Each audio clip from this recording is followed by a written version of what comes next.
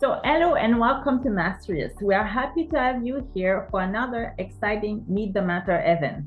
I'm Julie Morel, your host for today's session. I am both a member and a navigator at Mastrius. Before we kick off, let me give you a quick rundown of what Mastrius is all about. Our goal at Mastrius is to turn artists into masters, one skill at a time. You'll connect with experienced master artists like Jenifer Kent here for personalized teaching, feedback, and support, all within a non-competitive, goals-focused community. Our mentors offer these Meet the Mentor events for free, so you have an opportunity to get a peek into the creative practice and how they will approach their mentorship. A couple of housekeeping items before we begin. You are welcome to turn on your cameras for this live and interactive session. If you have any questions, you can raise a virtual hand, type your question in the Zoom chat, or simply unmute yourself and speak up. When not speaking, please remain muted so no background noises are picked up. Thanks you again for joining us today. Now let's get started. I am pleased to welcome Jenifer Kent, and I will talk to you a little bit about her in her short bio. So let me read for you. So born in New Jersey, Jenifer currently lives in Northern California and has exhibited in locations there such as Sonoma Valley Museum of Art, Marine Museum of Contemporary Art, and the San Jose Institute of Contemporary Art. Recently, Jenifer's work has been selected for inclusion in Garvey-Simon Select 6, West Marine Journal, New American Paintings, and the Drawing Discord exhibition of contemporary drawing at UNC Asheville. She illustrated Thich Nhat Hanh's Moments of Mindfulness and has been awarded an artist in residence at Wildlands Cala Art Institute and the Lucy Art Foundation. Her work has been in the Alameda County Art Collection, as well as numerous private collections. Jenifer is represented in San Francisco by the Dolby Chadwick Gallery and has work available in New York at Garvey-Simons. The symmetry of her work, of her current work, might suggest a very mechanical approach using rulers and grids, but her drawings are always done freehand. The freehand lines are important to her. She says they have more presence than when wobbly and imperfect. Her process is slow, interactive, and can be very meditative. She is interested in experiences of times, space, and sounds. She wants to draw the hum of everyday life, the chatter and stillness of her mind, acceleration, speed of movement, and also to stop that movement visually and experientially. She is also curious about the process of making a drawing, the experience of collecting and planning marks, the repetition of her hand, drawing the same shape again and again, and the pause, silence, and peace that comes with that process. She seeks to find quietness and stillness in her work that can be quite challenging to find in the current of a fast-moving world. And her hope is that these drawings serve as a similar resting place and pause for the viewer, where one can land for a moment in the lines, experience a slow movement from the center outward, and perhaps untangle the chaos of life to slow down, mark time, and be still. So welcome, Jenifer. Thank you, Julie. Thank you so much for the intro. You're welcome. So let's start by talking a little bit about yourself, who you are and how you started. Yeah, I'm sure. I mean, you said a lot of things there, so that's great. I'm really excited to be here at Mastrius. I would say I, have been making art since I was a kid. I think I probably started thinking of myself as an artist when I was in high school. And then, went on to art school as an undergrad and graduate school studying. Originally, I studied painting and then I moved into drawing. I've also done a lot of printmaking. installation. So I've worked in different media, and I think I've in the last maybe 15, 20 years have circled back to really primarily focusing on drawing in my work. And so, that's the base of my studio practice these days. I live in far northern California on a piece of 40-acre property. So I live kind of in the middle of nowhere, and I have a family. I have a teenager, I have animals. So one of the things I think that's important to understand is that, I balance a very busy art practice with all of those other parts of life. So family and teaching. I've taught art for many years, and mentoring. So yeah, just that all of those pieces kind of come together and are part of the whole picture for me in terms of being an artist. I think that trying to, one of the things I'm really interested in supporting other people in doing through mentoring is how to find that balance, how to have really clear goals in your own art practice so that you can continually show up in the studio, do the work that you need to do, balance that with the business parts of being an artist, like, having a website or social media or what, all of those things, applying to galleries, and still, have a successful career as an artist while also balancing all the other parts of your life. So I think my experiences in terms of supporting other artists in doing that, it can be really gratifying, to watch someone sort of move through that trajectory of not just focusing on the little details of like what's going on in your artwork, but what's going on in your overall vision,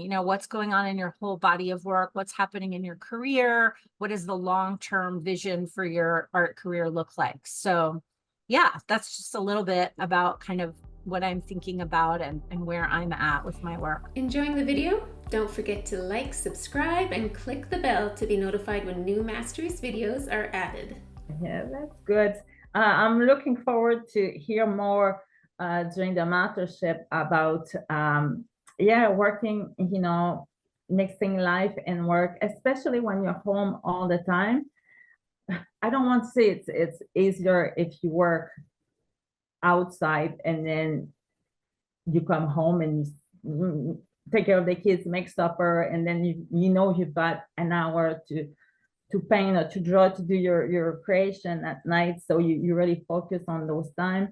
When you're home all the time, like I am mostly home all the time, and I live on a little piece of land as well. So I find that I really like to go and garden or procrastinate around the house instead of being in the studio. And so I really need something to to square myself in that box in that studio so I can focus on making a body of work as well. And so I'm looking forward to looking for that.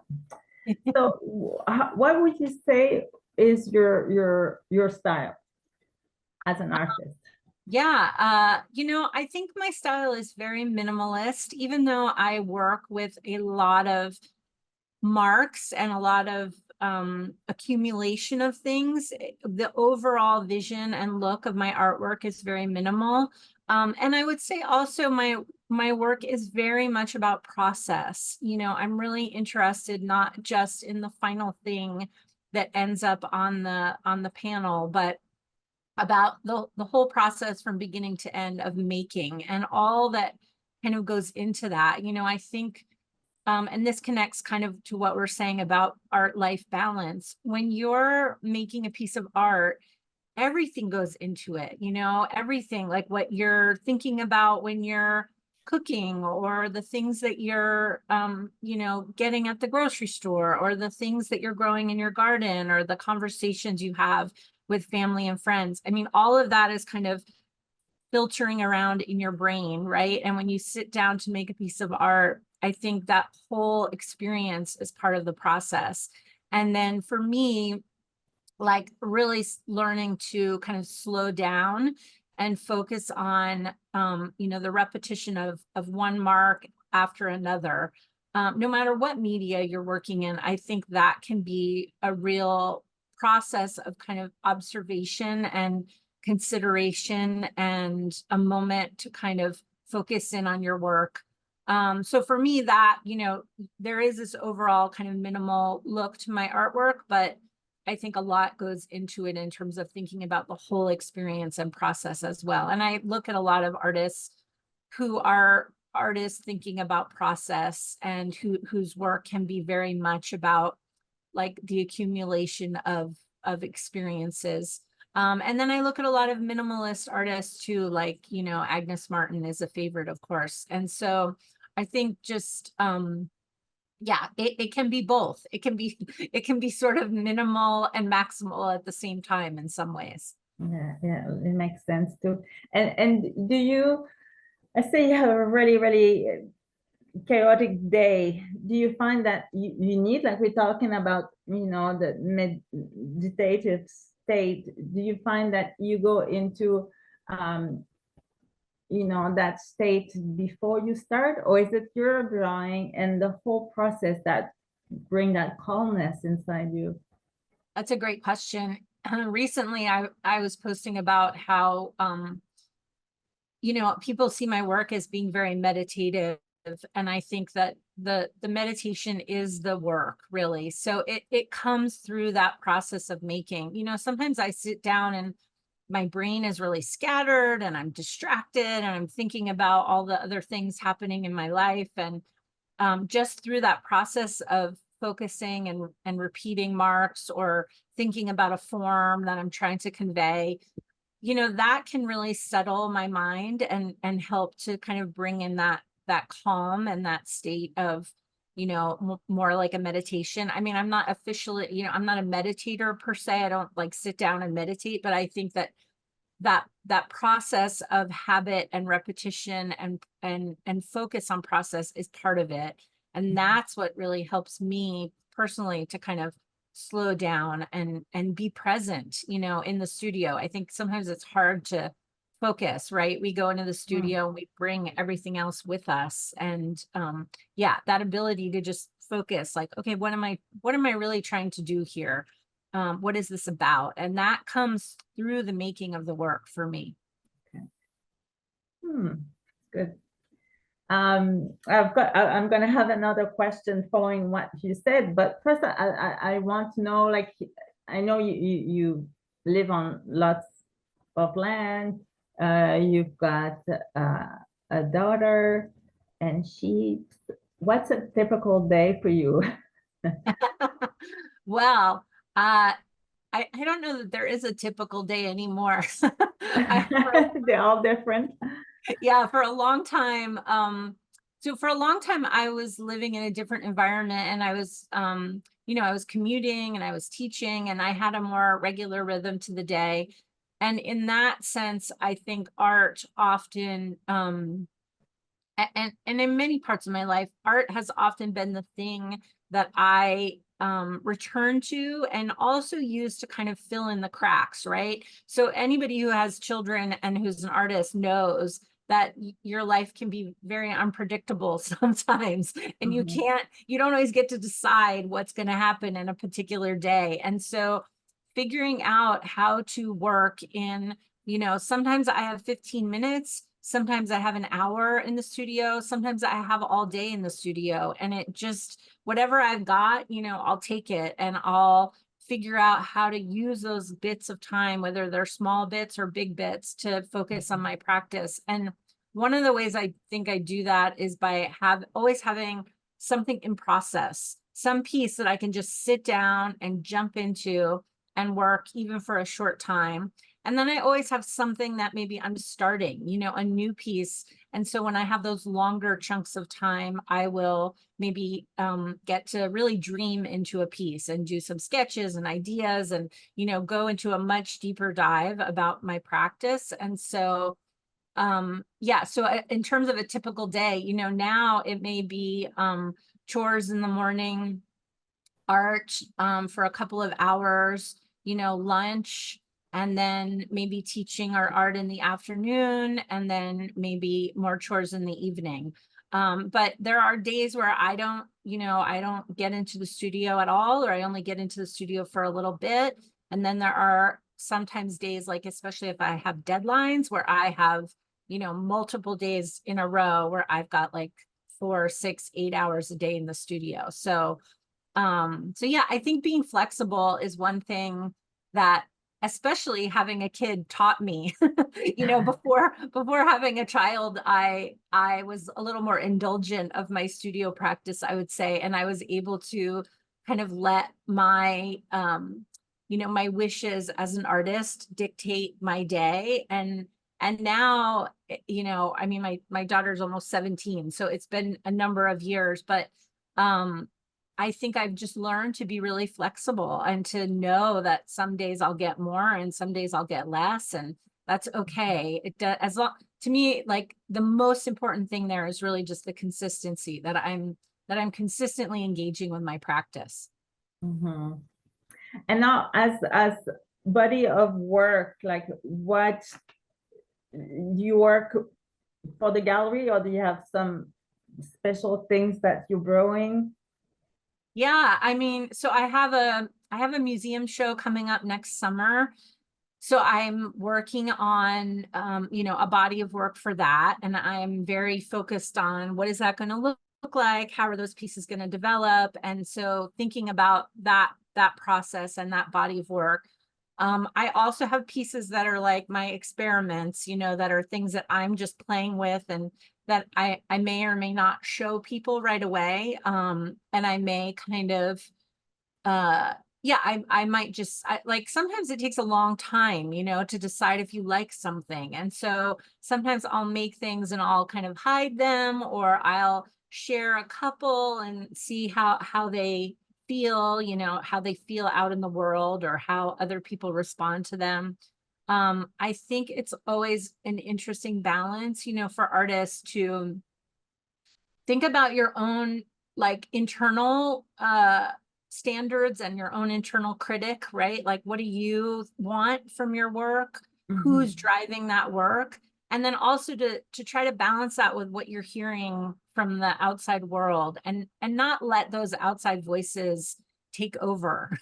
Because sometimes it's easy to, especially when you have a gallery, right, to think, well, what do they want, or what do they like? And so I think it's yeah, it's kind of an ongoing conversation. Like I said, I like to always have some works in process that I'm playing with, and some works that I know, where they're going to live, what they're going to look like in a body of work. So yeah, I would say a little of both, just making sure that there's always room for some play and some experimentation at, at the same time as those maybe more serious focused pieces. Yeah. And goal setting is important for you? Goal setting, oh yeah, I mean, I think that there are the sort of internal goals, like, what are my goals for my career overall? There are the goals that I have for individual pieces, like, what do I want this to look like, or how do I want this piece to connect to something else I just made, or a previous body of work, or a current body of work. I might have, my own studio goals in terms of my practice, and then amount of time I want to spend in my studio. And then, larger kind of business goals, like, okay, how much should I post on Instagram this week? Or what do I want to, how do I want to update my resume or my website, and those kinds of things. So they're all kind of in the mix. I think, figuring out ways to engage with all those pieces of being an artist, right? Like, sometimes I think we only want to do the fun part. And Yeah. unfortunately, it's all part of it, so it's like, okay, well, I get to do the fun part, and I have to do the record keeping and the, posting online, and the parts that I don't really like as much, but that are part of the business too. So yeah. And I think that's why it's important, as emerging artists like myself, to have a mentor. So hopefully during the class we do that goal setting. Hopefully it's part. What else do you think you're going to teach us, and how's your style a bit of teaching? Yeah. I mean, I would say there's different parts. So first of all, is really kind of meeting each student where they are. So everybody that comes in and into a mentorship group and is looking for that guidance, I think you're all different people and everyone's in a different place in their own development, whether in their work and their ideas in their work or in their career. And so for me, a big part is figuring out where each person comes in and how to meet them where they are. I've worked with students at all levels of being an artist, from young, very young to, practicing artists. And so I think just understanding where each person starts first is really important. And then thinking about questions like, what are your goals? For some people, their goal is like, I want to have a gallery show, or I want to have, a solo show somewhere, or I want to have a cohesive body of work, that I can present to people.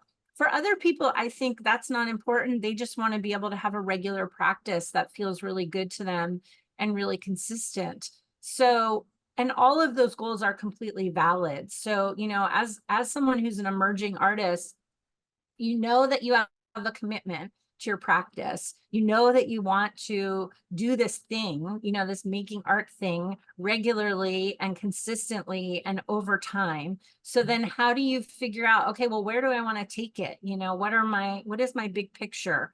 I think art can be a long road. It's not like other careers or other things where you go to school, you get your degree, and poof, you're done. You're you're a doctor, you're a lawyer. I mean, with an artist, you're always changing and evolving. It can be your whole life. Yeah. And I mean, my artist friends and I always say, artists don't retire.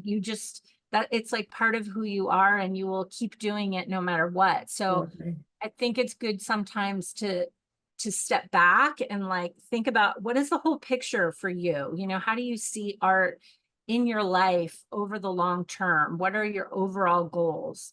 And then I think also, you can have small goals, like, okay, my goal is to post something on Instagram once a week, or, my goal is to make 5 new paintings, by the end of the year, or something like that. So I think figuring out for each person, like, all right, well, what are your sort of studio goals? What are your business goals, in terms of, thinking about your audience or your gallery outreach or whatever?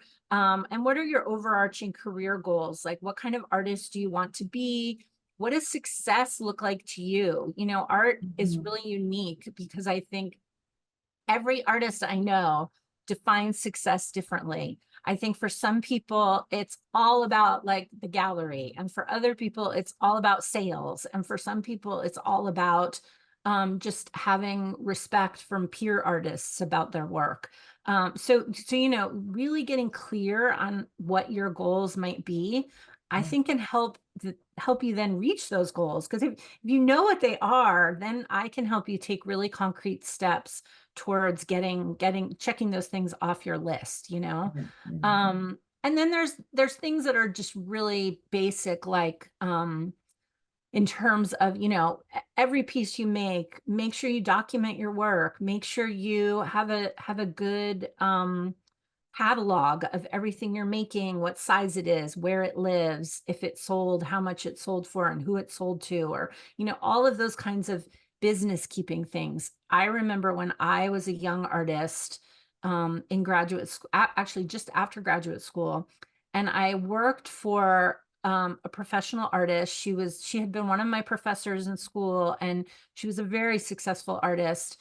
And watching her kind of manage her career and studio practice was so helpful to me. I think I learned more from her then than I ever did in graduate school from her, because just seeing how she, how she organized her images, how she kept track of her work, how she went to the studio every day and what she did when she got to the studio, how she interacted with galleries or clients or, possible clients. All of it was tremendously helpful to me. And I felt like, oh, those kinds of mentors showed me examples of what it is to be an artist. And so that's the kind of thing I offer, as a mentor, is like, okay, this is what it looks like to have an artist life. This is what, it's not, you can't like look it up, on Google. What does an artist's life look like? Because it's so different, right? And True. so Yeah. giving concrete examples of this is what it can look like. These are the ways you can balance all the pieces, and this is what it might look like for you, and this is what it might look like for that person, and everybody's individual kinds of goals and aspirations. Yeah, so very true. I think it's a big one. Goals, it's a big subject, because it could be as much, because I don't know, maybe I just speak for myself, but artist mind, we kind of float all over the place, because we've got idea, inspiration coming from left, right, and centers. And everything in our studio tend to go left, right, and center as well, because we don't know where that paintbrush is, and we know we have that pencil, but we don't know where it is. And a goal could be simply just to, straighten up everything in the studio. And a goal can be as big as, yes, I want to be successful and have lots of sales. But if we fear that, I don't think it's going to come to us. So a long time, I didn't call myself an artist, because to me it was just a hobby, or I was thinking everybody's a little bit of an artist. Everybody likes to knit, everybody likes to do pottery, everybody likes to paint or color, but it took me a long time, and it took me to be sick at work and to go see my doctor, and he said, no, I said, you don't need a prescription. You need to go and paint. So it became my goal to accept it. So goals, I find it's a big one, and it's important to have them as well, and to have small ones and big ones and long-term ones, because otherwise, I think as an artist, it's easy to go all over the place. Yeah, I totally agree. And I think that I like to think of it kind of like zooming in and zooming out, right? Like sometimes your goals are as simple as like, I'm going to sit and paint or draw for 15 minutes. Sometimes the goals have to be really simple because there's too much going on or you're too distracted. And sometimes the goals can be bigger, like, okay, I'm going to organize my studio, set up a database of my work, or apply to a show or whatever.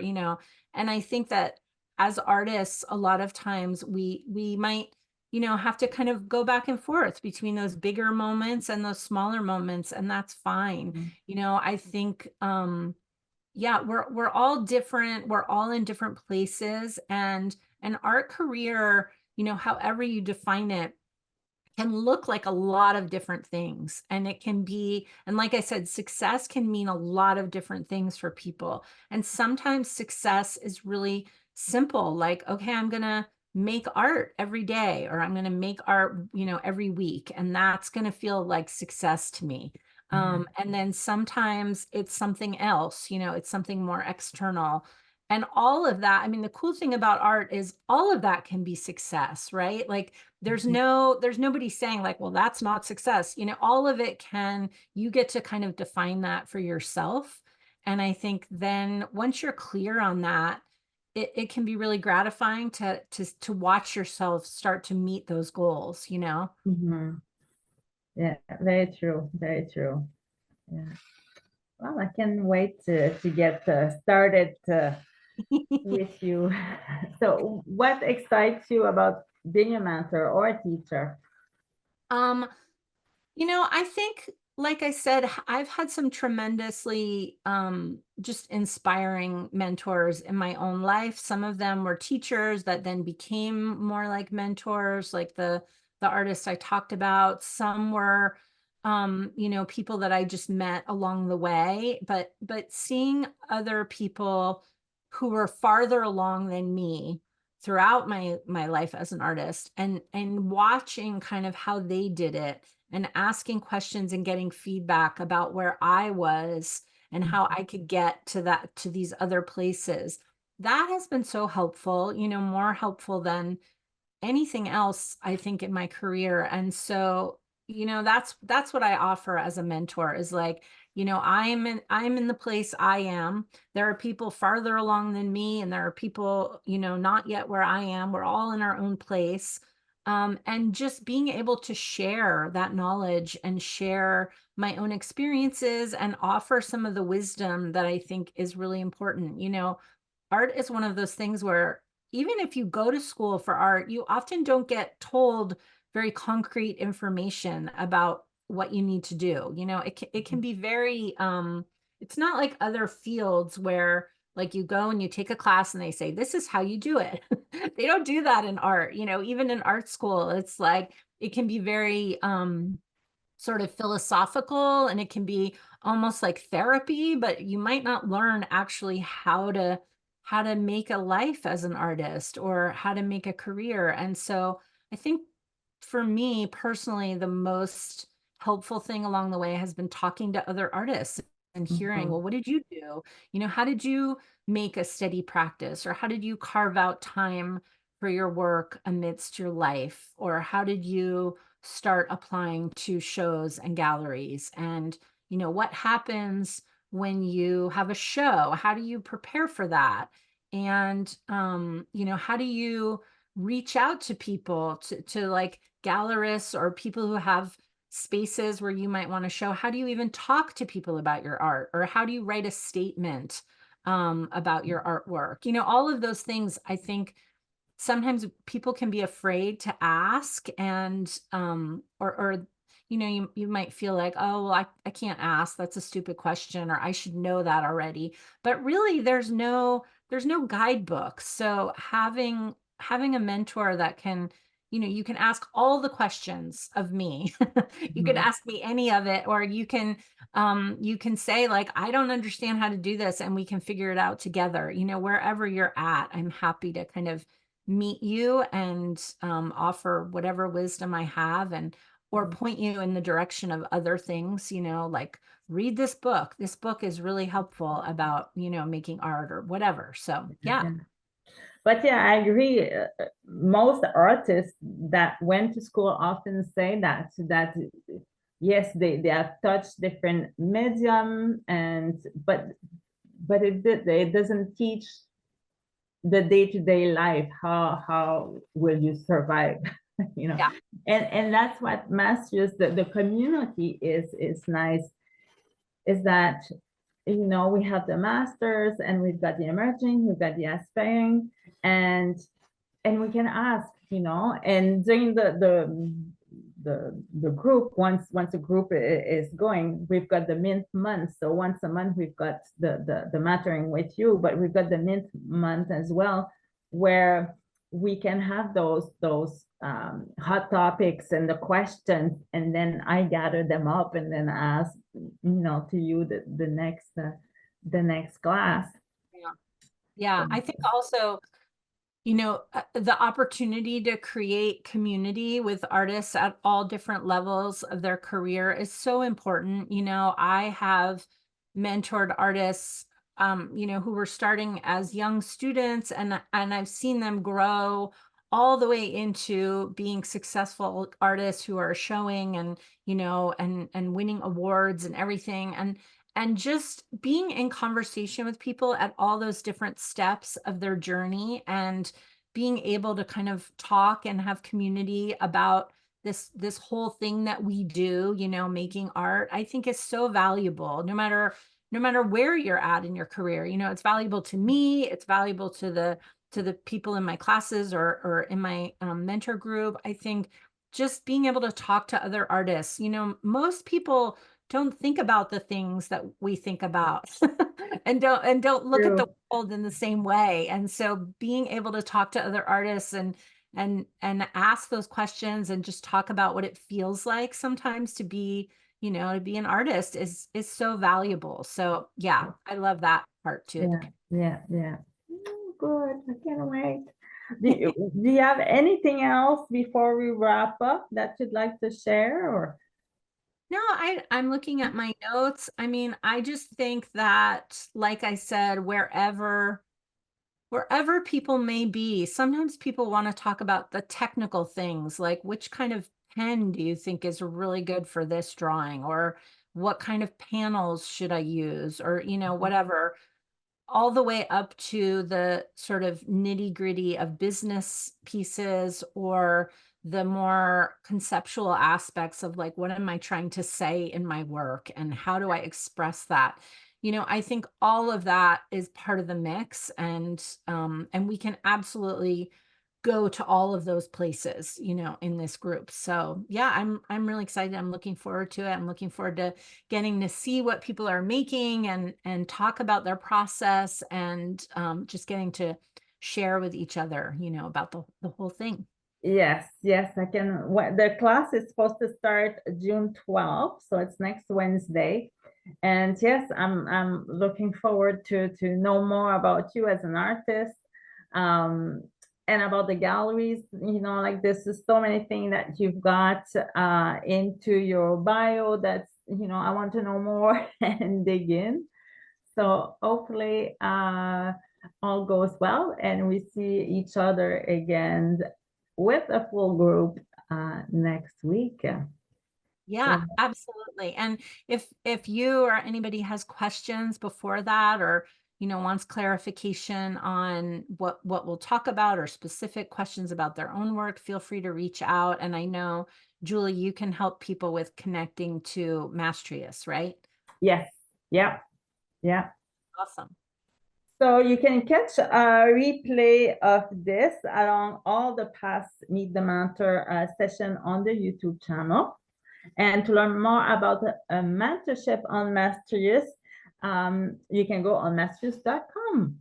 So if you aren't quite ready to join a mentorship group, a trial-based membership which gives you access to free live weekly events, art supply discount, and more. We'd love to have you join our community. So that's it for this time. See you next time. Ciao, Thanks. everyone. Take Bye. care.